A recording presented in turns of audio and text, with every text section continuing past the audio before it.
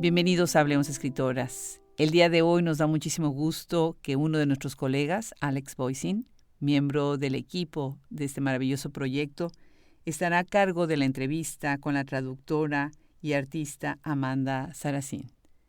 Nos da muchísimo gusto recibirla a ella y escuchar esta conversación tan sensible, tan emocional, que es sobre la traducción, sobre la discapacidad y también sobre qué es hacer arte y qué es traducir de un idioma a otro. Yo soy Adriana Pacheco y le dejamos el micrófono a Alex Voisine. Bienvenidos.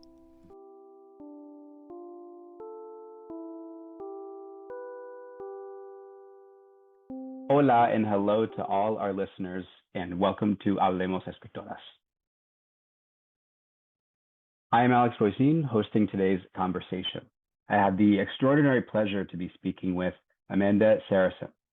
Amanda is a person of many talents, a skilled translator, a dexterous writer, an innovative artist whose work uses many forms and materials to pose questions about the relationship between language and body, and a polyglot, all of which we'll get into a bit later throughout the conversation.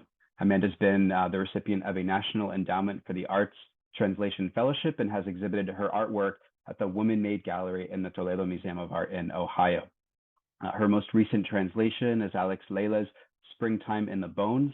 This is Alex's first work being translated from Portuguese to English, first full-length novel. And it is a fascinating work about the aftermath of sexual violence, longing, and desire. And it will be published in March 2026 by Foreshore Publishing. We invite you to follow Hablemos Escritoras on social media, visit our website, and listen to our podcasts on whichever platform you get your podcasts from. Okay, let's get into it. Thank you, Amanda, again so much for being with us today and for your important translational and artistic work.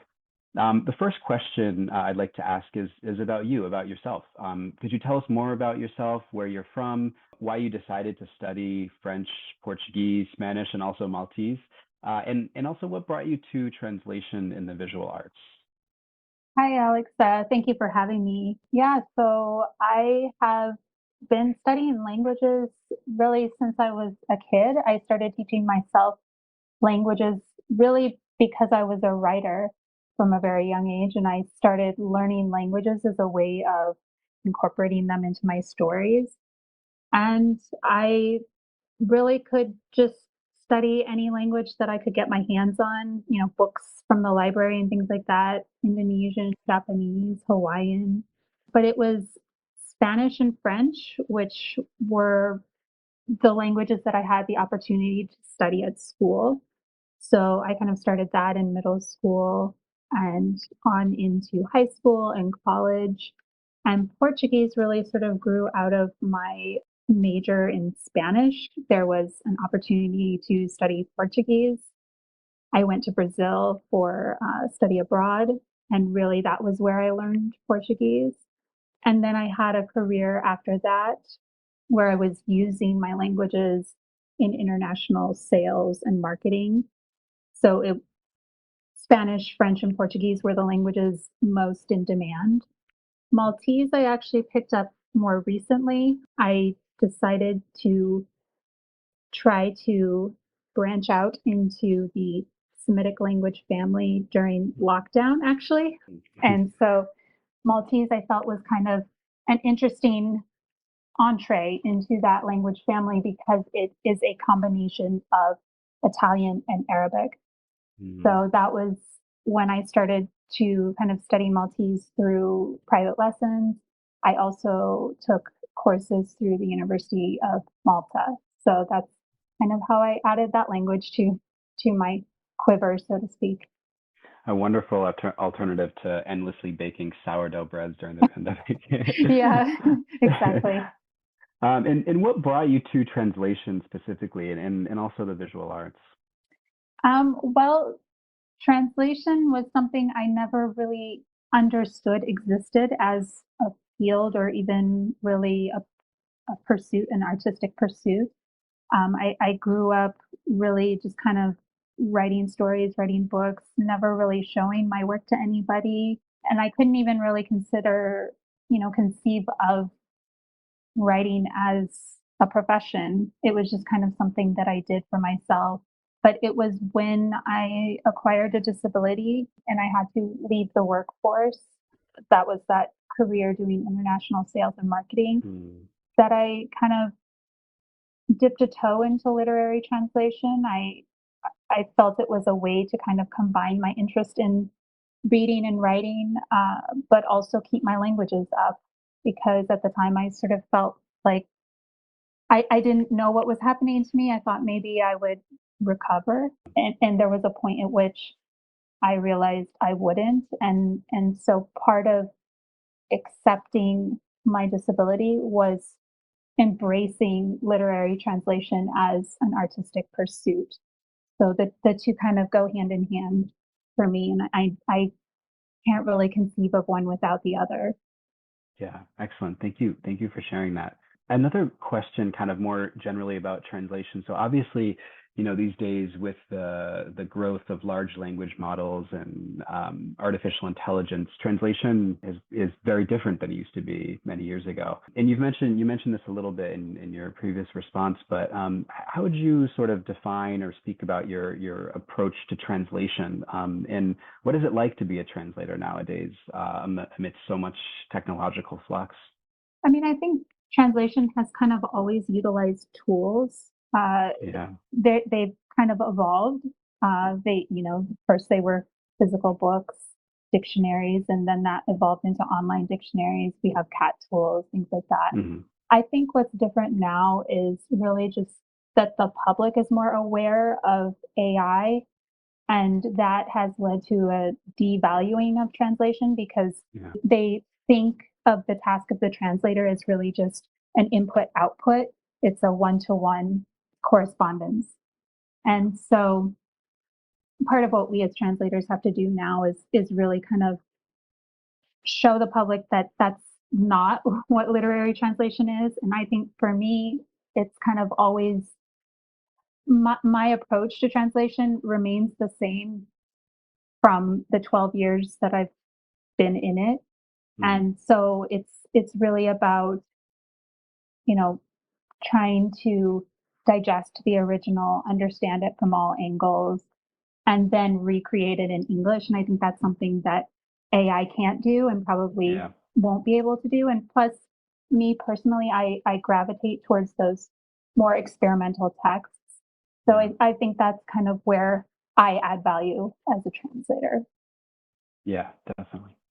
So you're based in Chicago, right? And as we know, Chicago is undoubtedly a hub of literature. There are many institutions and events there that promote literature and translation. Could you tell us a little bit more about your literary community and the opportunities that Chicago has opened for you? What it's been like to be a translator in Chicago, to meet and work with other artists and writers? Yeah, absolutely. Chicago definitely has a wealth of independent bookstores, writers groups.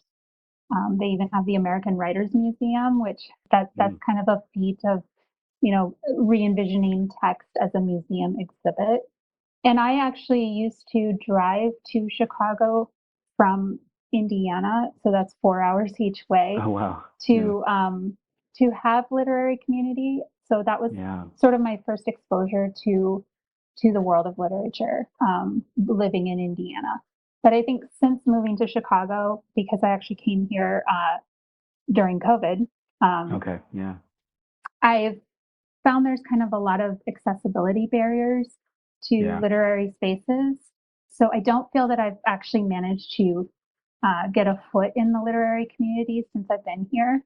But I do have a good community of the arts disability community here, and that has allowed me to take classes in arts and really develop my visual arts practice, and just be in community with other disabled artists.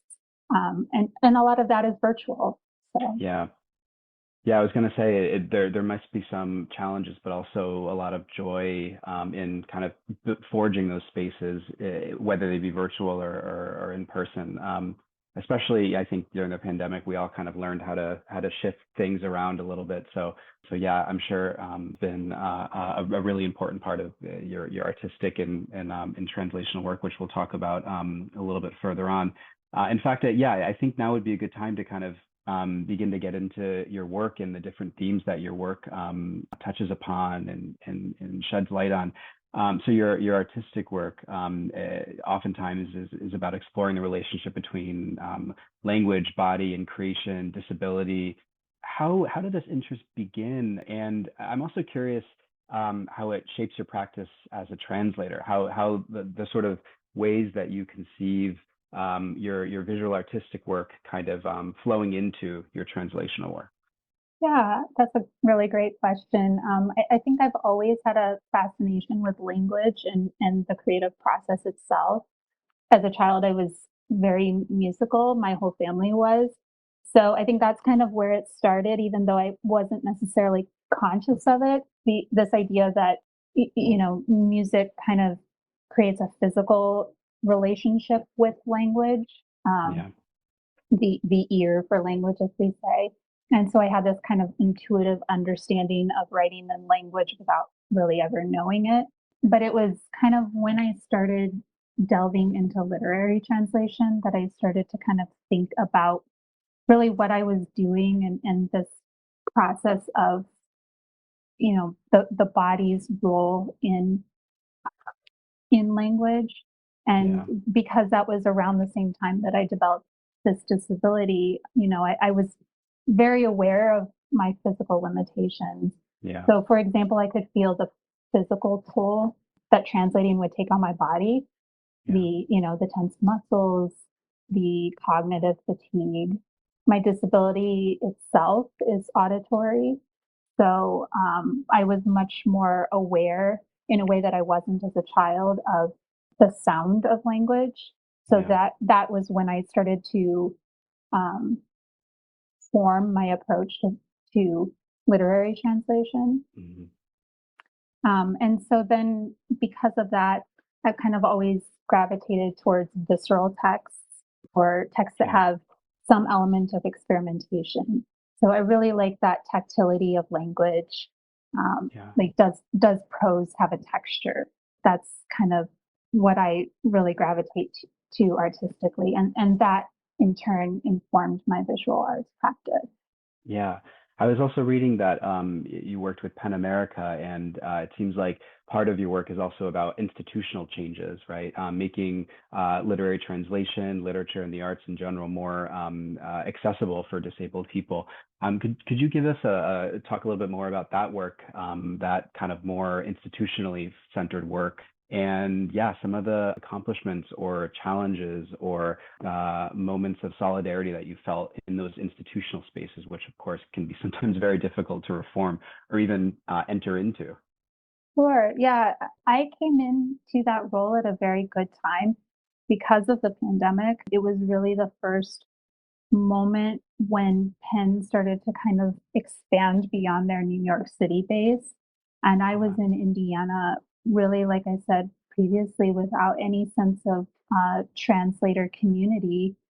So it was a big leap for me to kind of step into that role, not only because I was so far outside New York City and really any literary community, but also because I was an emerging translator. So I really had a kind of imposter syndrome stepping into that role, but it was it gave me a chance to kind of talk about with the more established translators what it was like to be an emerging translator. What are those barriers? Because it is a field that is very closed to newcomers, and I wanted to break down those barriers, particularly barriers of class, disability, geography.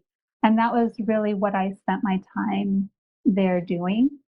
I met a lot of people through that role, a lot of other co-chairs that I've continued to stay in touch with because it's a very demanding job. So that is kind of the reward of that role for me.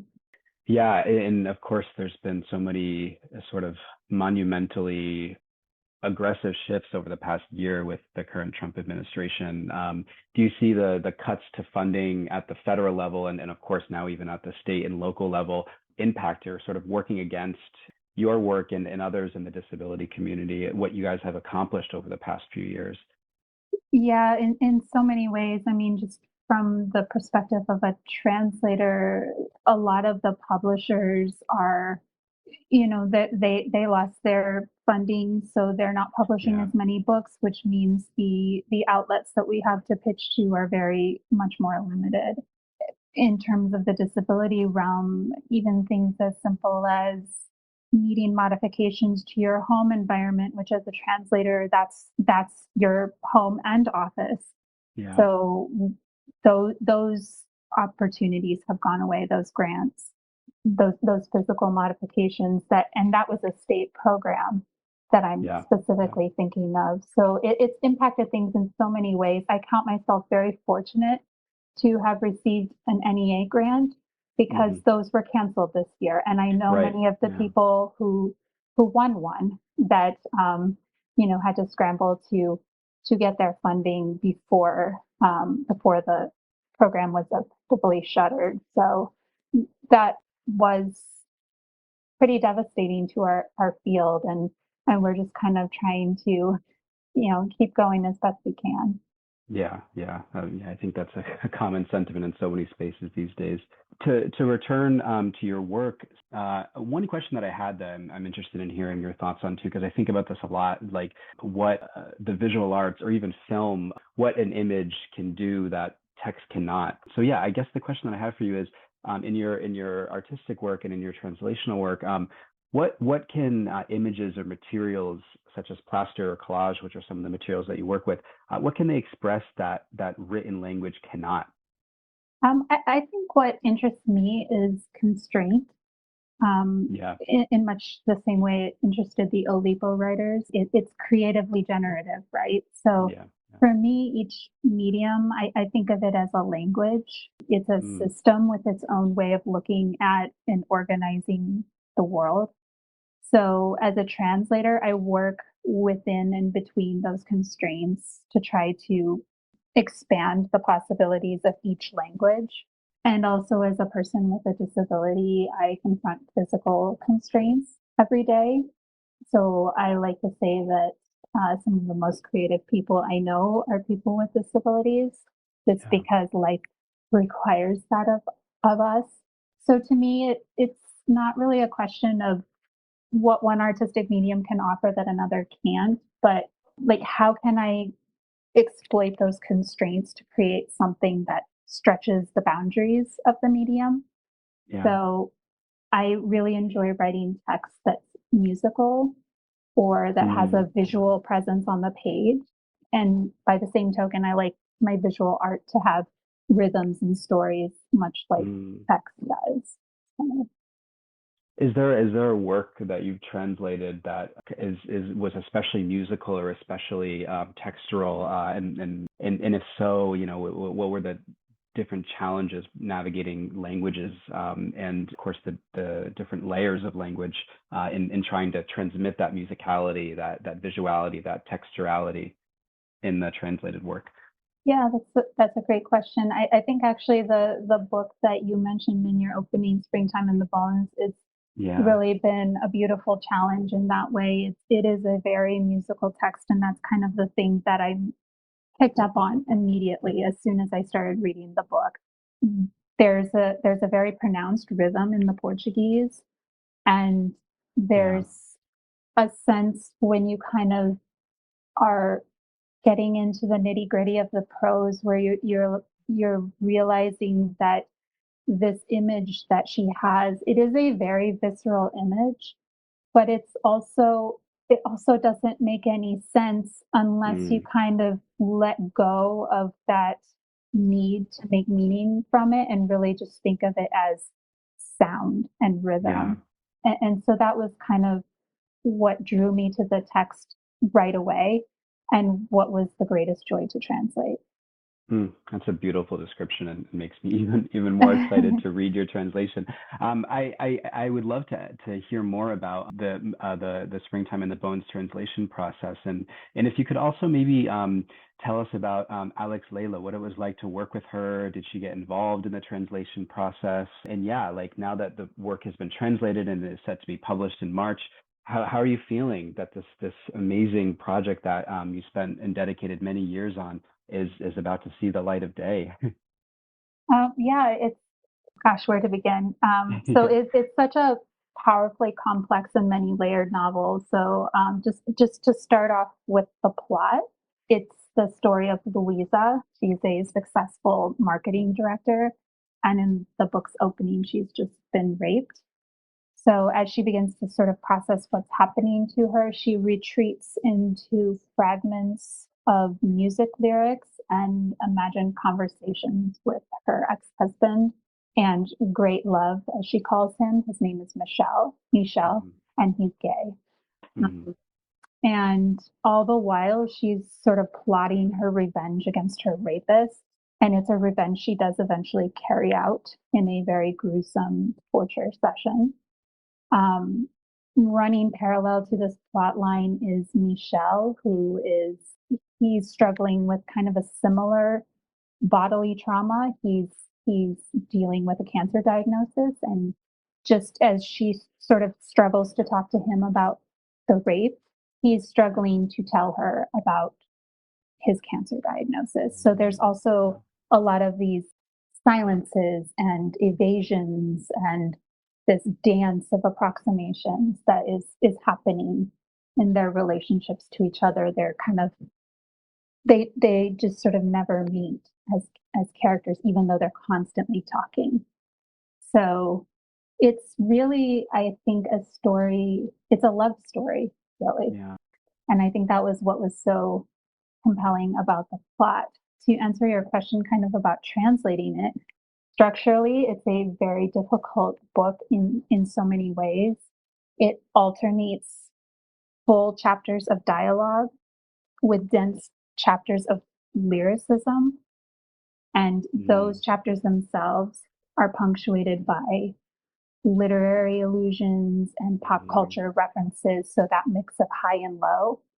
So, in terms of the challenges, it involved first the dialogue, getting the voices of the characters right in English, because so much of that dialogue is really how the author builds her characters. And then even within that dialogue, there's just sort of those silences. It's what's not said that is so important. So Yeah. getting that Yeah. right was a challenge as well. And then, of course, just tracking down all those references. I did Yeah. so much research into that. And that was primarily where I had to consult the author a lot. Yeah. And she was very available to me. She would answer me right away, and we'd kind of have these conversations about literature and things like that. But she was also very hands off. I really admired the trust that she had in me to Yeah. kind of let me do my thing. And then in terms of the biggest challenge was Layla's prose. Yeah. It's very poetic. I like to say she's a poet with a prodigious intellect. Mhm. So because she could careen back and forth between the high and low register, often within that same sentence. So Yeah. that was a challenge. And I found her prose to be very shape shifting. The more I Yeah. worked on it, the more it kind of slipped out of my grasp. Like I said before, there's a rhythm to it. So I Yeah. did kind of have to make that decision where I'm going to prioritize the sound of English, Yeah. to try to recreate what she was doing in the Portuguese, and kind of those moments I had to really let go and say, this isn't going to make sense, and that's okay. Yeah. It's Yeah. the sound that's most important. And then also, she created this very unique third person, very experimental shade of Mm. third person, where it's the book is very rooted in the character's thoughts and feelings, but it also kind of holds the reader at arm's length. So you're never quite sure where thoughts and feelings are kind of coming from at any given moment. Yeah. And I discussed that a lot with Alex. because we had some very early conversations about what she was trying to do with those passages. And she told me something that I did write down because it's kind of stuck with me. It really resonated for me. She said, body and language should be the concrete form with which we express to the other what we feel, but paradoxically, it is what isolates us. Mm. And that just, it really struck me in terms of my own experience with illness and disability. Yeah. So I really decided to try to create what she was doing, which it was kind of based off a grammar aspect of Portuguese that doesn't really carry over into English very well, verbal infinitives and sentence fragments and things like that.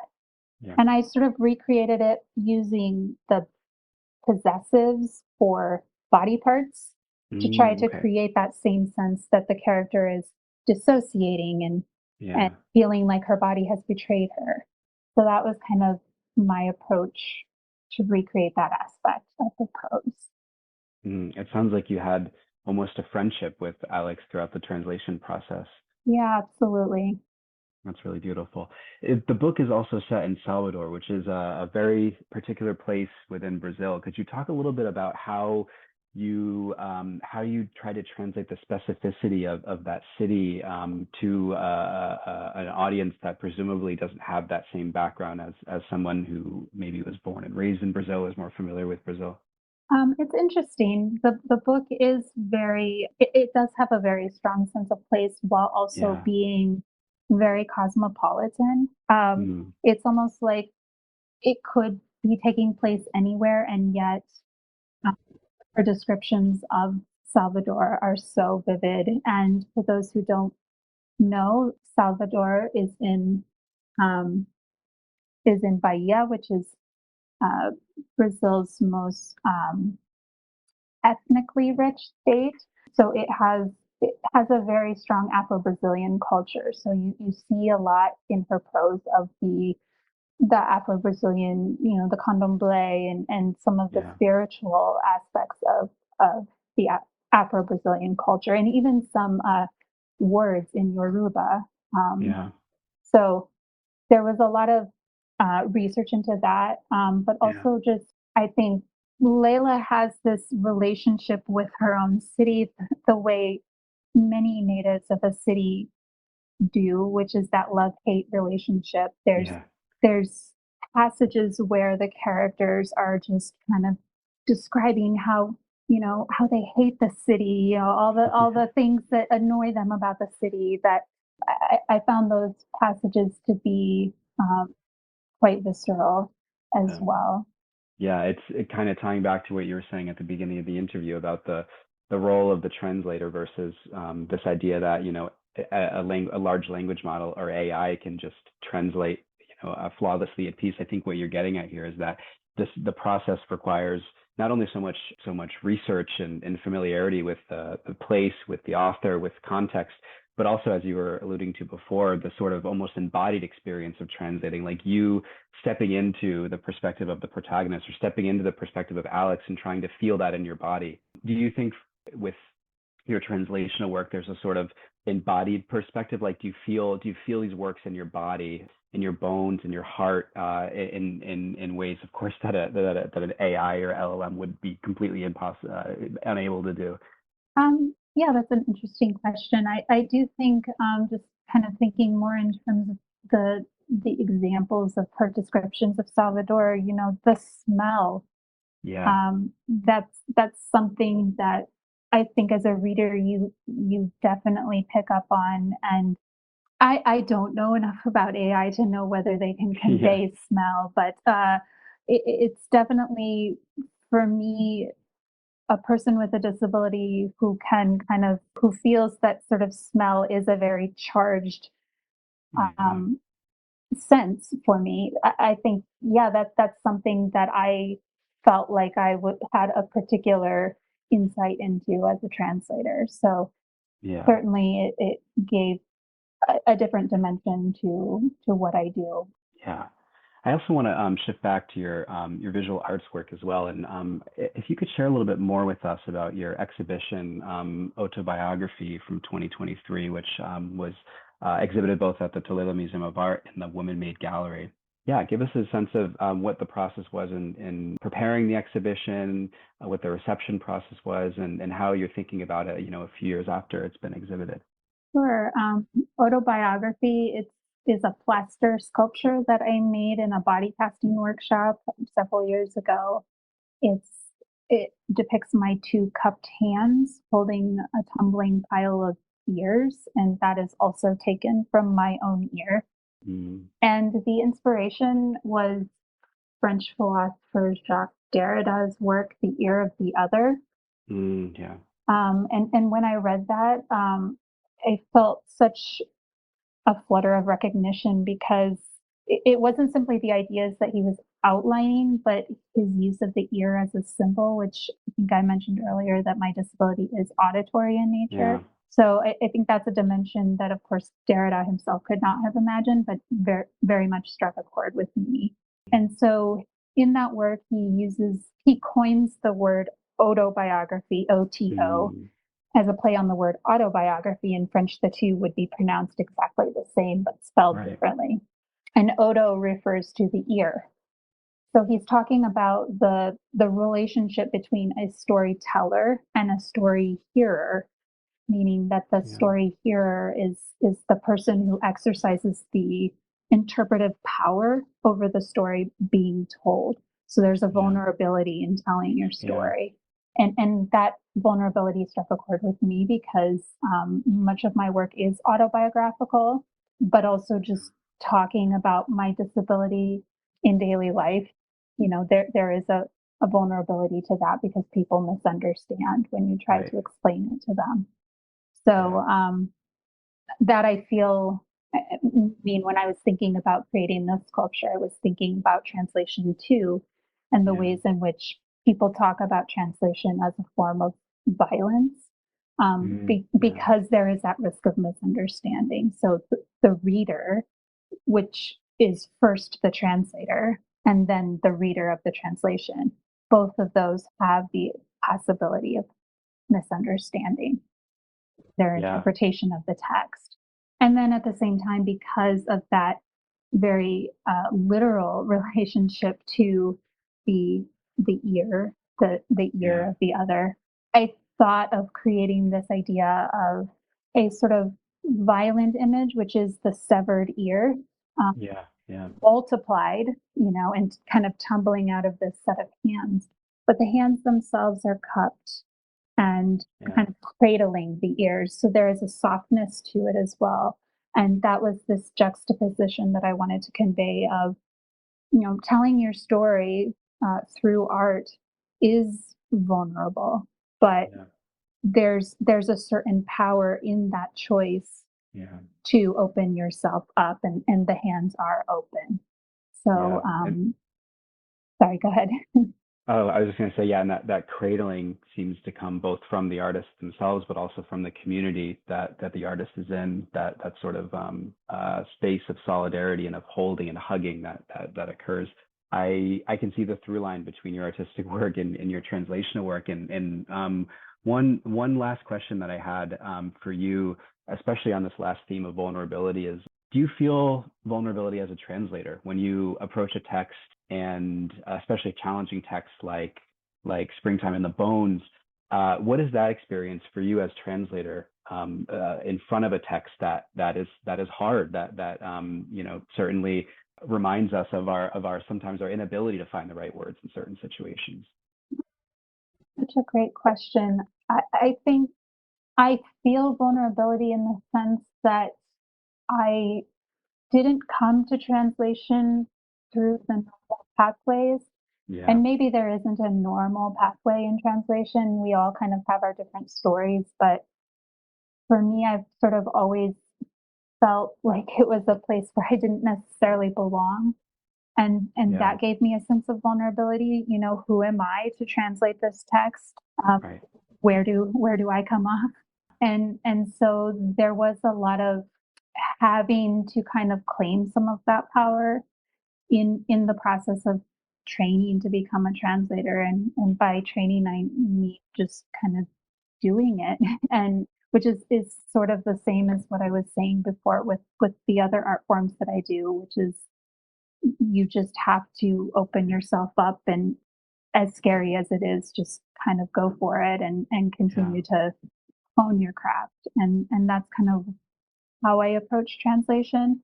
I think my path towards translation has made me kind of more vigilant, in the sense that I never take for granted that I have the best solution for a text, and that makes me sort of do more to find the right words. Not that there is a right word, but Right.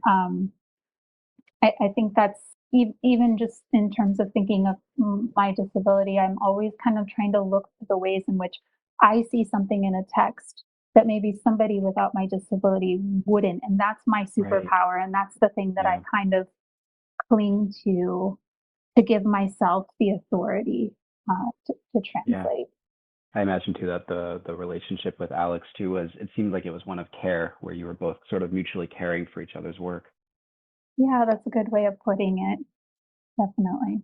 I lied. I actually have another question. Okay, sure. I would love to hear what you're currently working on. If you have any upcoming projects, or what are anything that's exciting you in terms of your own work in the months and years to come.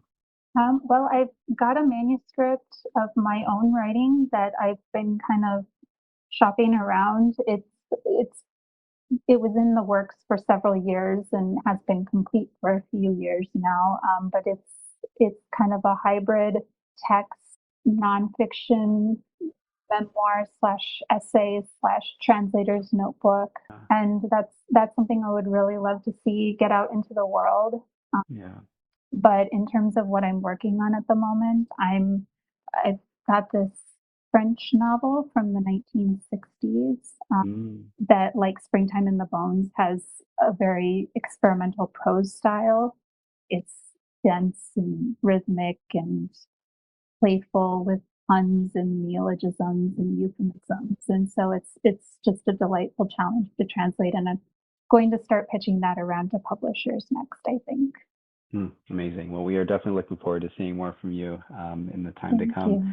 So the last thing we do is a kind of a new little segment. So I don't know if you saw that Anna Wintour video that went viral a bunch of years ago, where like they ask her a question and she responds with like a really quick response.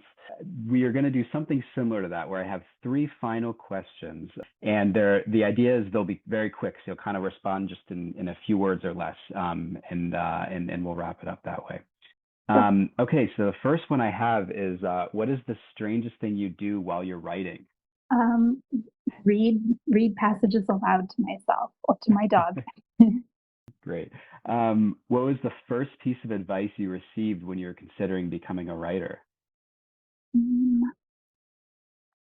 Really think of any specific advice. I guess I would say just read a lot. And then the last one, do you think about the reader while you're writing or translating? Yes, all the time. Perhaps too much. Yeah. Excellent. Thank you again so much, Amanda. This was a really wonderful conversation. Again, this has been a conversation between myself, Alex Voisine, and Amanda Sarasien. You can find her profile on our website at hablemosescritoras.com. Be on the lookout for the publication of Springtime in the Bones. It'll be out in March by Foreshore Publishing. Thank you again to all our listeners, and of course to all the people that make Hablemos Escritoras possible.